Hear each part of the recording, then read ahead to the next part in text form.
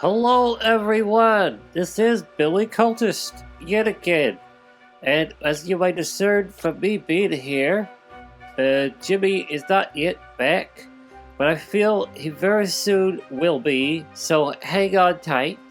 And as this wonderful sign says to you, you shall also obey, subscribe, and like the channel, because we are incredible and amazing. Anyway, what we will be doing today is something of a follow-up to basically the last video of last week, and which, oh, by the way, before we continue further, I will note the thing in my nose is still in my nose and must therefore remain, and because of this, my voice may be again like that of a strange wild animal. There will be much mouth breathing, probably. But try to excuse that as we go. As I was saying though, we're going to try to cover how to detail clouds. Last weekend's video covered how you could make clouds move, and I did not take great pains to explore how you might add visual detail to the cloud models.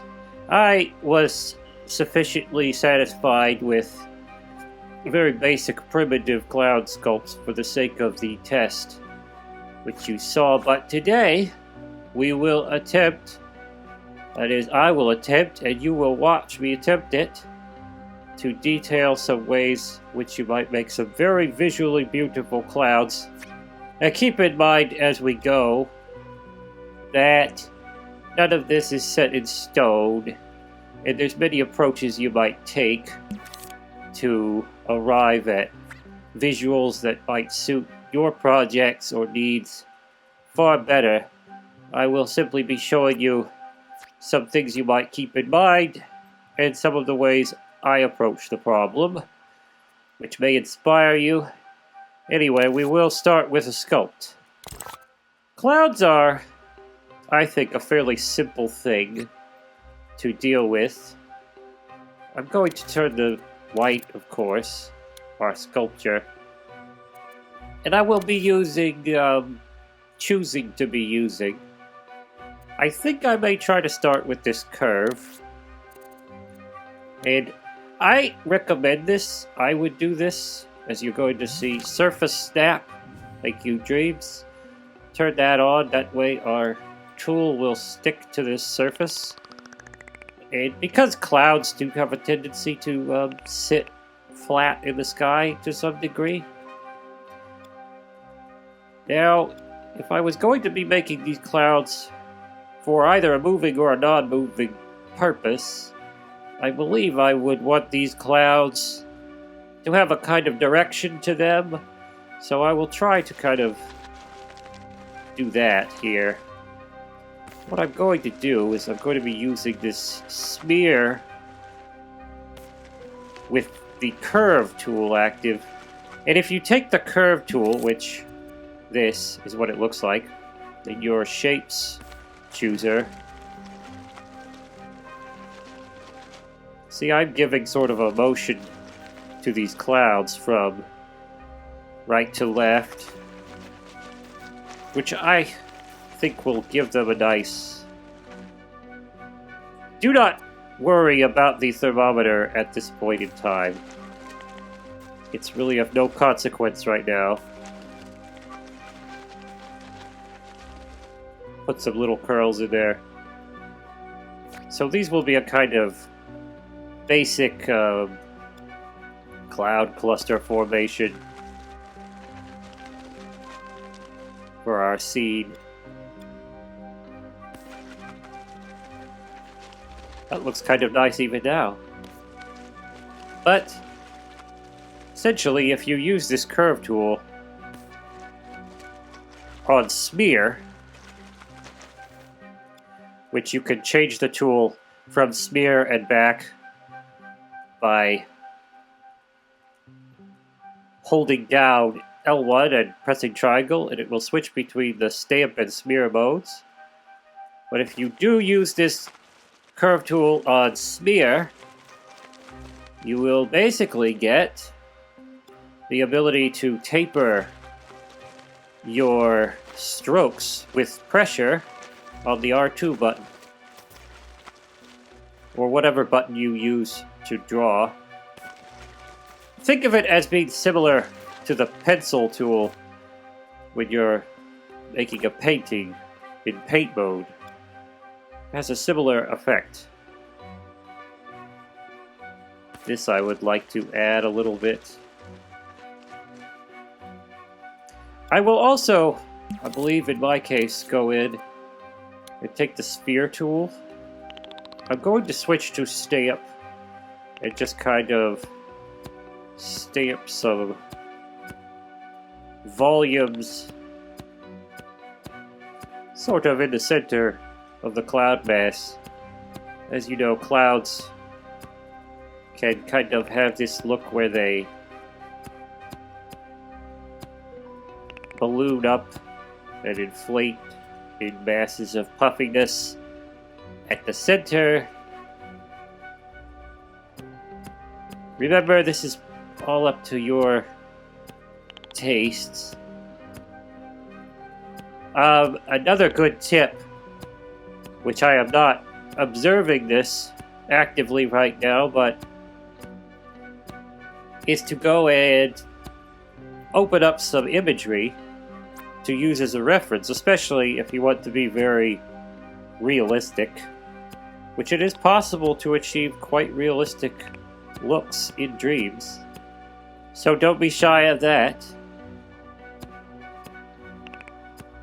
But you could use some real-world photographs of clouds to aid you. It's a good idea if you're trying to achieve especially the much desired, it seems these days, hyper-realism. I genuinely don't understand the term hyper-realism. It seems to me to be a sort of silly term. Maybe in the comments you can explain it to me. But to me, hyper means like above or beyond. So to me, the term hyper-realism makes no sense because it implies something is more real than real, which doesn't make logical sense to my mind. But that's kind of a nice shape. I may add a few more variable volumes here and there. But it is looking pretty nice to my eye. To you, it may be looking like some sort of amoebic monster slithering slowly across the ground towards a victim that waits helplessly to be devoured, but it will, I promise you, we will get it to look a lot more like a cloud before we are done. I'm already seeing how it will go quite well, although I do want to add a little bit of lumpies to these almost tentacle looking parts here. It does look quite, at this point, quite like a Shoggoth depiction of the Shoggoths of old. So I suppose you could use this tutorial to dual purposes. If you want to make a Shoggoth, this might be how you might go about that.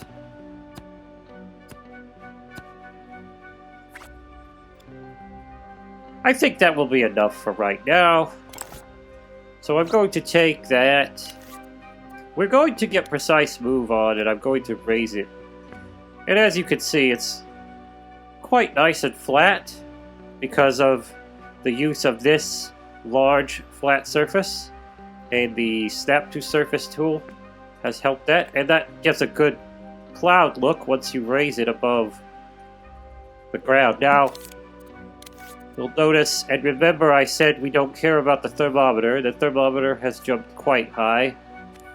That's way too much for a single cloud, in my mind. So, we'll want to be reducing that. However, just before we do that, I will get back into the sculpture for a little brief tip that I will share. That is, like, I will take a cube here. I'm going to turn off snap to surface, and we will keep precise move on. And to level out the cube, I will click on it again with precise move on, and now it's perfectly level as long as I don't rotate it or anything. And what I would do with this like this is, in case I thought the bottom of my cloud was not quite flat enough, you see, put it on subtract and create this, and you could adjust that as you thought it was necessary. And you could hold and open the tweak menu for the shape by holding L1 and pressing square. And you could use blend amount to soften that. That could be a little bit finicky, as you can see, but that could work. But for my part, I believe I am satisfied with the underside of the cloud as is, so I won't actually be making a cut in that case, but we will now be adjusting the detail. As you could see, it's quite red, which means it's highly detailed, and for a cloud we do not need an excessive amount of detail. I also like to turn off this consider scale element when I do this. But we will go ahead and reduce the detail a bit. Having the tool on subtract and clicking, and you can see it's going to start to reduce quite a bit. For me, when I do clouds, I like to reduce it quite a bit. Give it a nice puffy look, but sometimes you don't want to go too far. How much thermo? We are at 1%, so that's excellent. We've knocked it down to an area with which I'm satisfied on that. But I think this level of detail will suffice right here. Yes. Yes, that looks quite nice, I think. So another aspect, once you have your sculpt of your cloud, keep in mind this video is meant to kind of go in tandem as an expansion of what I did in the previous video. And by the way, I will link the previous video in the description, or at least Marty will, so you can find that if you have not seen it yet.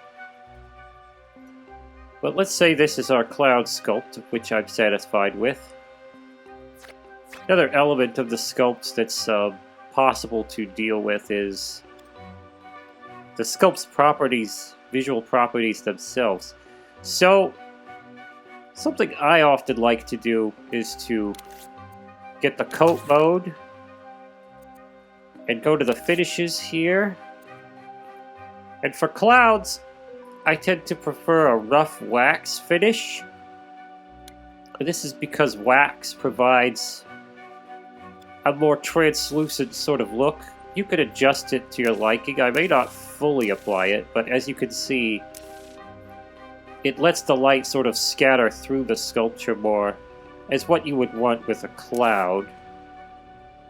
Again, I may not apply it fully. That seems like enough to me, because I don't want it to be completely scattering through the cloud, but have a sort of translucency. And on a side note, you may notice that the cloud has taken on sort of a yellowish tint. And the reason behind that is that our sunlight has a yellowish tint, and the wax, I find, wax finish shows this up far more than other finishes. And if you don't like that, I would say one of the best things to do is when you add a sun into your scene or light source, change the color to a pure white coming from that, and that will take care of that. on your cloud. Now, if I open the tweak menu for the sculpture itself with L1 and square, as I've just done here, we have this luminoise feature, which I will turn off. Ever since they added it, I would suggest turning it off, but I personally would turn it off. And when you do turn it off, I would further caution you that you would want to go in here to this second paint canister button and take this color amount and reduce it. As you can see, this affects that even with the luminoise turned off, and I like to take it to 0%. That is my suggestion. But now I will open our menu and we will explore some more things in style mode. And what we have here is quite pertinent to clouds. Here we have flex, and you can of course use this to change the type, and the standard type is this sort of square fleck that they have labeled heavy. For clouds, my general preference is usually this circle type, which I will now apply. As you can see, we've changed all the flex to a circle type, which I think is very effective for a cloud. You might also try the splat, but there's a lot of different ones to experiment with depending on the visual style you're going with. But flex are something to definitely keep in mind. We will go now to the Impasto tool. The Impasto tool is useful for clouds as well. I like to impasto them at least a little bit. And you can see, by applying that, we've given them kind of this puffy texture to the surface. And you could bring it pretty far out, and it looks quite nice. Especially for clouds, as you can see. Very excellent for clouds in that sense. But briefly, I am going to increase our sun brightness so that we can achieve a more visual pleasing contrast level. But now that we've applied that impasto, I will caution that multiple sculpts with a high impasto factor in the scene can cause, I would say, PS4 users to potentially experience problems like frame drops, slowdowns, and such. I am making this video on a PS5. This doesn't tend to be a big problem on a PS5 so far, but for PS4 users, use caution when applying a lot of impasto around the scene. It can cause overdraw issues, I have found. But as you can see, this cloud's looking pretty nice. And we've used a couple of interesting techniques to arrive at this, but it's looking quite nice. And if you were to duplicate several of them out, you could even scale them as well to create some variation. But if you were to,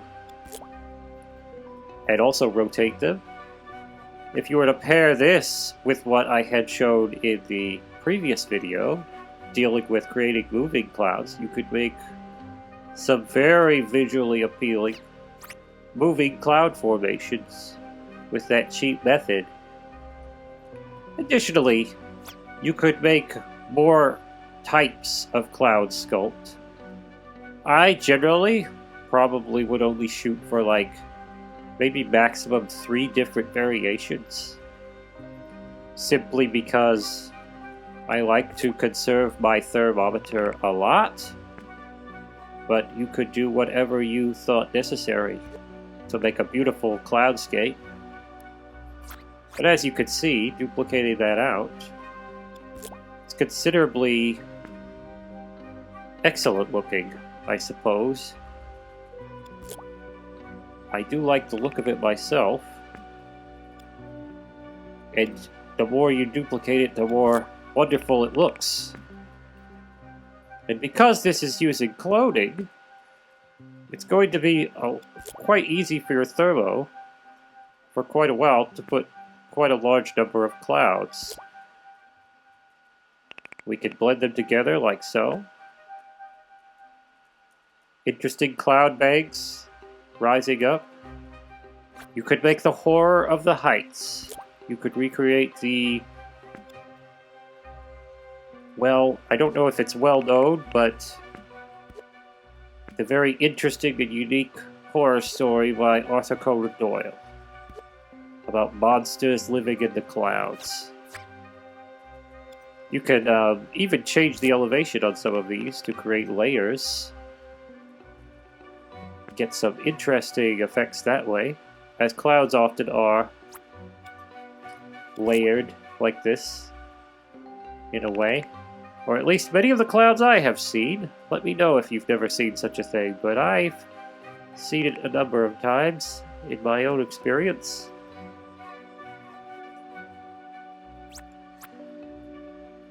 And voila! We have some quite interesting cloud formations here that look quite nice. And we could go on and on with this, but we only have a limited amount of time. Another thing to touch on, which can be accessed here in effects mode, is some of these effects that can be applied to a sculpt surface. I'm going to open the tweak menu and access them through this button, which does the same thing.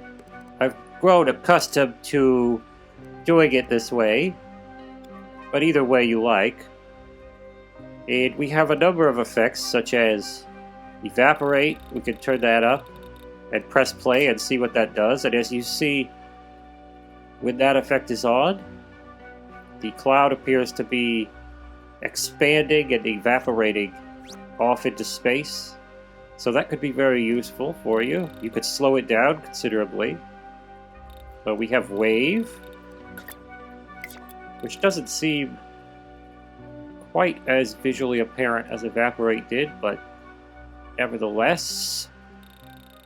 And we have flow, which I think I will demonstrate most of all. It seems this could be the most useful of these surface effects for clouds, because if paired with my method of creating cloud movement in the sky, this could increase the effect of movement, because as you see, flow causes the surface to appear as if it's flowing in a direction. And not only can it do this, but we can pair that effect with a style tool known as the comb, which can allow you to control the direction of this flow across the surface. And so what I would do is, as I have said, I added a kind of direction to my sculpt. The way I created the cloud, it's kind of a lengthwise direction to it. I would comb along that so that this flow goes from one end of the cloud to the other. And if our clouds were, say, to be rotating through the sky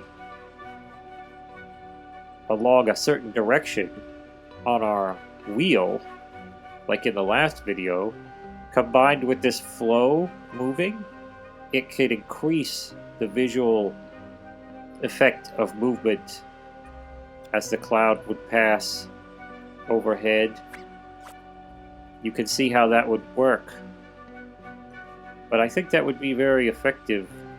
Another thing we'll touch on here too is the last aspect in the style menu, and that's this ruffle tool. And this again, like Impasto, is just another way to affect the surface flex.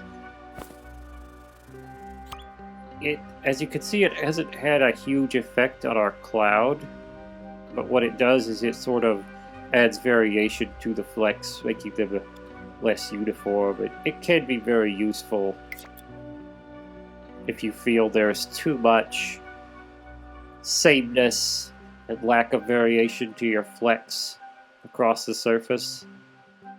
Often, I find it pairs very well with Impasto, but in this case of these clouds, I don't see it adding too much extra to the effect. However, I will apply it and let it be. Something else I'd like to cover as applies to these sculpts is the possibility of using spray paint for kind of a shading application should you require it. It certainly exists, and I've entered one of the sculpts. And what I'm going to do is go to this spray paint tool and choose a color. I think I will choose a sort of darker blue color here, as we could see it being applied to the bottom of our cloud. I believe we still have precise move, and so to derotate that cube, I will click it so we can be exactly layered on the underside of our cloud. Now, when you might use this method could be if you don't think you're getting enough shadow under the clouds. Suppose you've turned the waxiness quite high and you like it that way, but you still would like to get a little more shadow underneath the cloud. And you could do this. Use spray paint, and basically I'm going to take and turn down the opacity quite a bit so we could have more fine control over the application. But basically putting this underneath and kind of applying it little by little.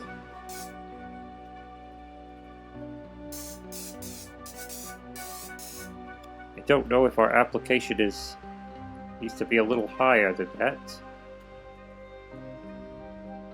Yes, so just lightly shadowing the underside of the cloud artificially with spray paint could be a method of approach for you, depending on what your circumstance is. Now, I did that for test reasons, and that will make the thermo, well, it hasn't in this case, but it could make the thermo jump. Keep in mind that you would want to apply that spray paint to your sculpt before duplicating it, because it will not, unless you have used the live clone tool, apply it universally to all the duplicates, which will cause your thermo to see the newly painted object as a separate object from the rest. So if your thermo jumps, that is why that happened. But I'm going to reverse the spray paint because I'm fine with the way things were. Just wanted to demonstrate that. I would like to go over to another aspect of this clouds, making some detailed and visually appealing clouds, which would be to use paintings. We'll get into paint mode, and I'm going to go ahead and choose white. And just to start off, I'm going to select the finish as wax here. And I'm going to select my fleck as circle. And I'm going to use, I think, the pencil for this. And I will put the surface snap on and turn off the precise move. And we're going to kind of approach making some smaller, wispy painting clouds to kind of break up our bigger sculpts. And we're going to approach that much the same way as I approached the sculptures.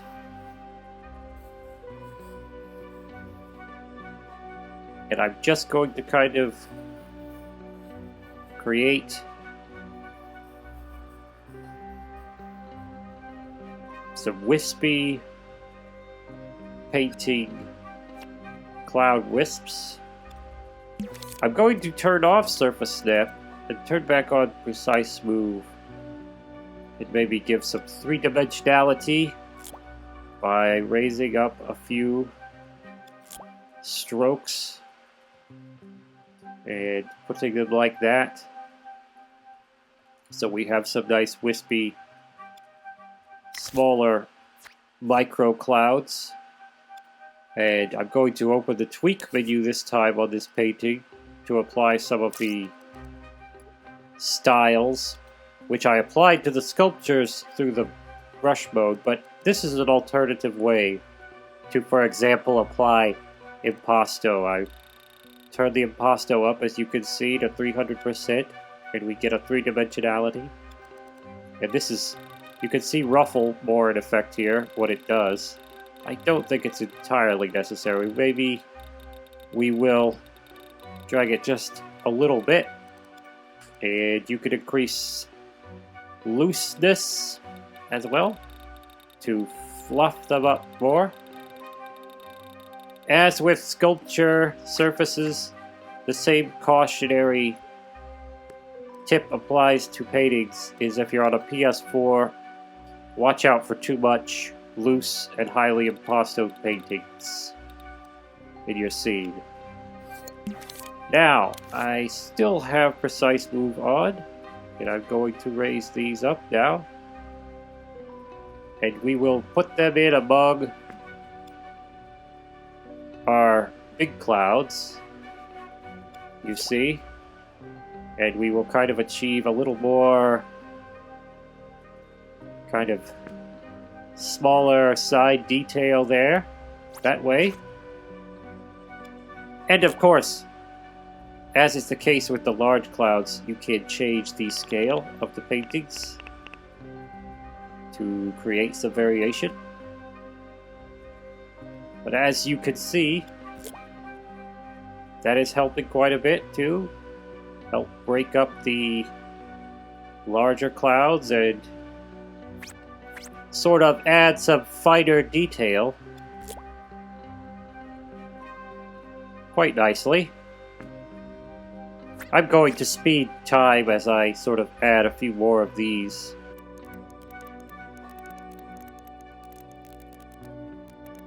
Okay, so as you can see, I've duplicated out quite a few of these paintings and created sort of a more fine detail variation.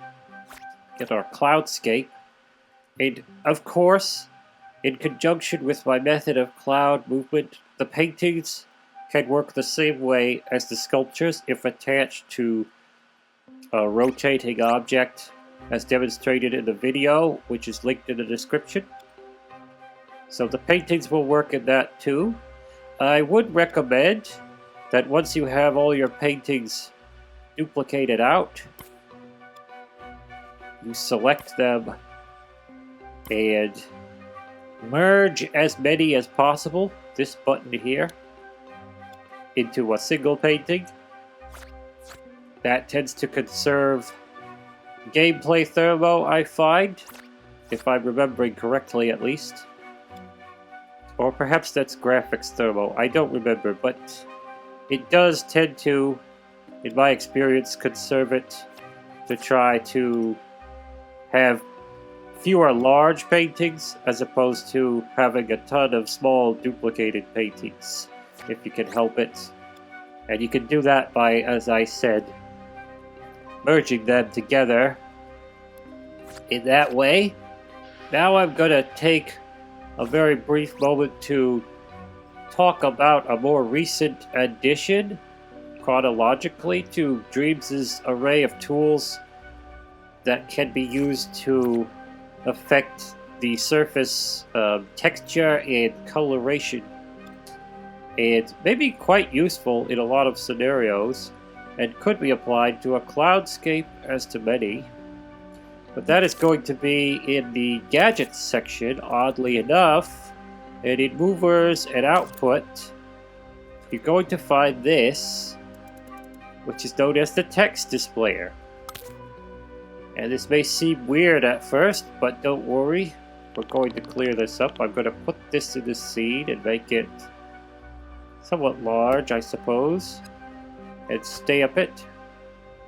Now, this aspect of the text displayer was added a little while ago, but it was one of the last updates to Dreams, so it's a fairly recent feature that has not been in the game since the very beginning.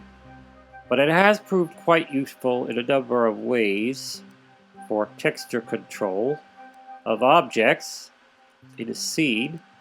And what we want to do first is go to this AB gear menu here, and there's going to be some settings if we were to use this. First, put it in the scene, which is going to make this into a scene space object, basically. And you'll want to press this sticker mode, and that's what that's going to do. And you'll find here sticker depth as a setting. That very often you would want to bring out quite wide, and I'll show you why that is. Now, to demonstrate briefly just exactly what this does, I'm going to turn off precise move and grab hold of it. Although I probably won't be able to rotate it because I have neglected to turn this on, which you would want to do, allow rotation. So now I can grab this in the scene and rotate this thing around. And I will scale it up quite large. And as I scale it, you're beginning to get a grasp of the effect it has on the objects. And I can rotate it around. What it does is it casts a decal across one surface of the object and creates a kind of coating. And it will do this with paintings as well as sculptures. It's very useful in this way.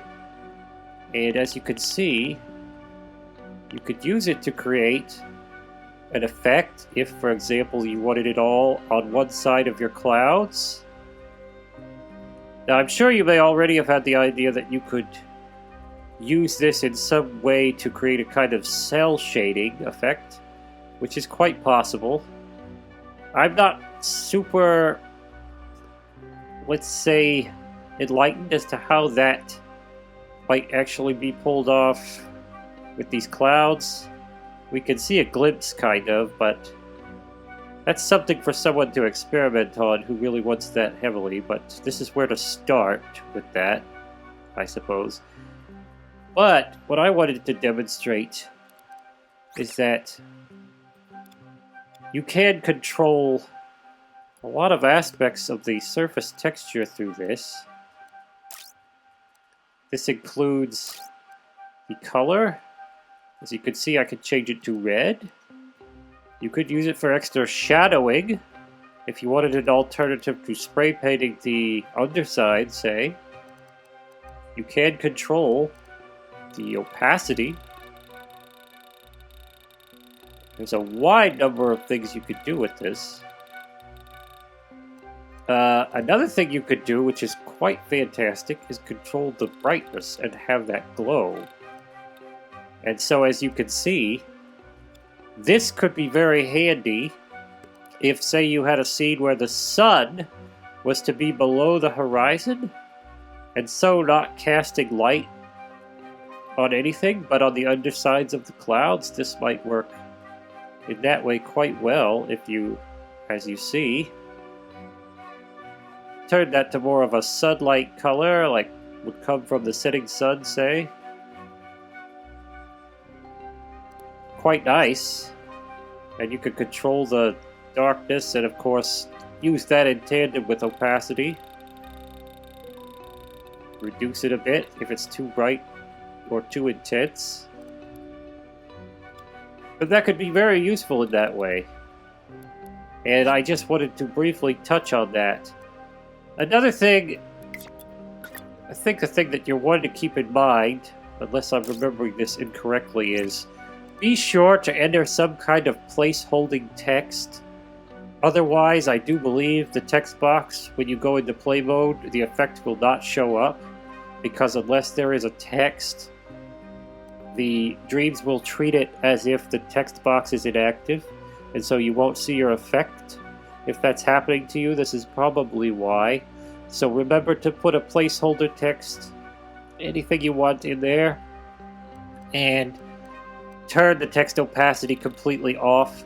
That way you won't get your placeholder text appearing in a garish manner on your environment.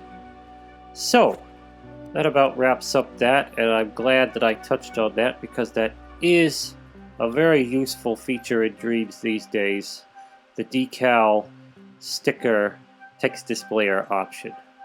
I think as one last aspect of this demonstration / tutorial, I am going to very briefly make one more variation on our cloud sculpt and kind of make our scene have just a little more, variation for the joy of it. And we'll use the same surface snap method we used before. This time I will set the finish to wax. Well, maybe I won't. I'll wait to do that. But I'm going to simply start stamping, and this time I think I'm going to try and create a kind of a more compact, bulgy cloud. This is just for purposes of kind of demonstrating what you could do as far as creating variation by using differently crafted sculpts in the scene.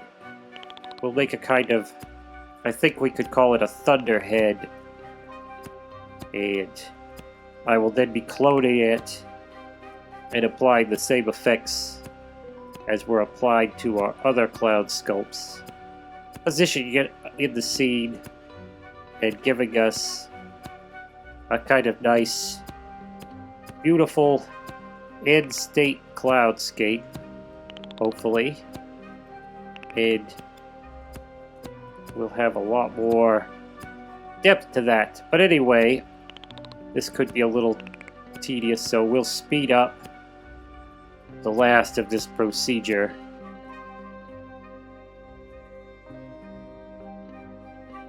Okay, so basically, I think we have a nice rudimentary and quite visually appealing cloudscape for what we've covered so far in this tutorial today. I have shown you a vast number of the techniques that I use to make my own clouds, which, by the way, Jimmy basically uses the same method, so there's not really anything he would add to this if he were to do his own tutorial on such a thing. But this is basically how we at EDC make the clouds to look the way they do in a lot of our content made in Dreams. And this is what you could use to do the same if you wish. Or you could use these approaches to try to achieve your own style, which I encourage that, because, I'm sure our needs differ, and the look you want may be somewhat different in some respects. But hopefully, I have given you some insight into the tools at your disposal to help you achieve that with clouds in Dreams. And as I said previously several times in the video, pairing this method with my previous video, which will be linked in the description, can help you achieve a dynamic moving cloudscape for a scene. But that is about all I have to offer on the subject. I suppose there could be other aspects of lighting that could come into play, but lighting I'm not going to go too deep into on this, since lighting is its own beast, and it applies to much more than just clouds in Dreams. It's sort of a general overall set of principles is lighting. But basically, I hope I've been helpful in this. I hope you got something from it. I would now like to thank our monthly supporters, and the credits are going to roll showing their names. Thank you, Mr. Gumbit and Wally Shadow, for your continued support. If you'd like to get your own name in those credits, we have options for that. You could go to the link in the description, which leads to our Ko-fi page and has options for monthly membership or for a one-time tip, which is also greatly appreciated as well. But also, if you don't want to do that, just go ahead and subscribe and give us a like, because those things are free and we appreciate those very much as well. So just do that and check out some of the other videos. Check out the video that deals with clouds moving in the description. Thank you for your time, and I hope that you had a good time. This has been Billy Cultist. Bye-bye.